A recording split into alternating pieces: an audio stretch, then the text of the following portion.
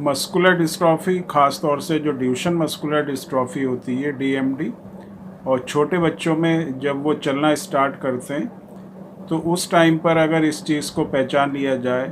कि बच्चे को अगर किसी भी तरह की प्रॉब्लम हो रही है, खड़े होने में, बैठ के उठने में, या उसको चलने में प्रॉब्लम हो रही है,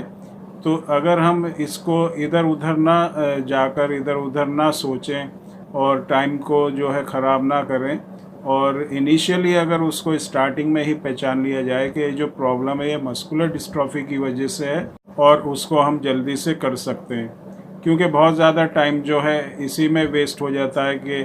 हमको पता नहीं होता कि बच्चा किस वजह से जो है चल नहीं पा रहा या उसको बैठ के उठने में प्रॉब्लम हो रही है। बहुत टाइम ऐसा निकल जाता है कि बच्चे में कमज़ोरी है, बच्चे में विटामिन्स या विटामिन डी या कुछ मिनरल्स की डिफिशिएंसी है, जिसकी वजह से जो बच्चा है वो चल नहीं रहा या बैठ के उठ नहीं पा रहा या उसको प्रॉब्लम हो रही है। और दूसरी जो चीज़ होती है, कभी कभी ये सोचा जाता है कि 2 साल या 3 साल के बाद बच्चा चलने लगेगा, तो इस तरह से भी 2 साल या 3 साल या उससे ज़्यादा जब एज हो जाती है, 4, 5, 6, 7 साल के बच्चे हो जाते हैं, 8 साल के बच्चे हो जाते हैं और उसका डायग्नोज नहीं हो पाता,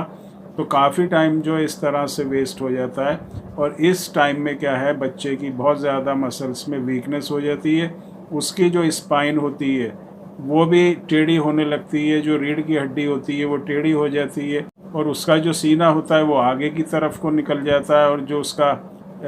जो कमर होती है वो अंदर की तरफ को हो जाती है। हाथ पैर उसके इस एज तक आते आते टेढ़े होने लगते हैं, और बच्चा इतना वीक हो जाता है कि अब वो हिल भी नहीं सकता, और उसको फिर ट्रीट करना और उसके अंदर इम्प्रूवमेंट करना, फिर उसमें उसी हिसाब से जो है प्रॉब्लम भी फेस करनी पड़ती है।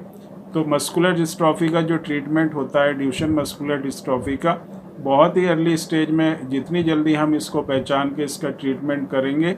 और इसको अगर हम देखेंगे और इसको कोशिश करेंगे कि इसको किस तरह से हम रिकवर करें और इसको किस तरह से जो है ट्रीट करें, उतना ही इसका ट्रीटमेंट जो है आसान हो जाता है, और जो प्रॉब्लम होती है वो बढ़ने से हम रोक सकते हैं। क्योंकि प्रोग्रेसिव डिजीज़ है, टाइम के साथ साथ बढ़ती है, तो हमको इसको बढ़ने नहीं देना, पहचान के एकदम से इसका ट्रीटमेंट करना है, और इसकी जो कंडीशन है बच्चे की उसमें इम्प्रूवमेंट करना है। बच्चा अगर चल रहा है और उसमें ज़्यादा प्रॉब्लम नहीं है तो उसको ट्रीट करना, उसको रिकवर करना मसल्स को, इतना मुश्किल नहीं होता और आसानी से हो जाता है। और जब बच्चा एक बार बेड में आ जाता है और उसको काफ़ी वीकनेस हो जाती है, तो उसके बाद जो चीज़ होती है जिस पे हम ध्यान देते हैं या जिस पे ध्यान देना भी चाहिए, वो है उसके इंटरनल ऑर्गन्स जो है वो डैमेज ना हो, वहाँ की मसल्स जो है ख़राब ना हो, और बच्चे की लाइफ के ऊपर कोई ऐसी बात ना आए जिससे उसकी लाइफ में थ्रेट आए या उसकी ज़िंदगी के ऊपर कोई भी प्रॉब्लम आए। तो दोनों ही चीज़ें होती हैं, एक तो जो स्केलेटल मसल होती हैं उसको मजबूत रखना, और जो इंटरनल ऑर्गन्स होते हैं उनकी मसल्स को भी मजबूत रखना। ये दोनों चीज़ें अगर हम करेंगे तो बहुत ही आसानी से जो है मस्कुलर डिस्ट्रॉफी को हम जो है इम्प्रूवमेंट कंडीशन में कर सकते हैं, सीपी के लेवल को उसके कम कर सकते हैं, नॉर्मल तक ले आ सकते हैं, और उसको मसल्स की रिकवरी भी हम कर सकते हैं। तो चीज़ जो ज़रूरी होती है वो यही होती है कि हम इसको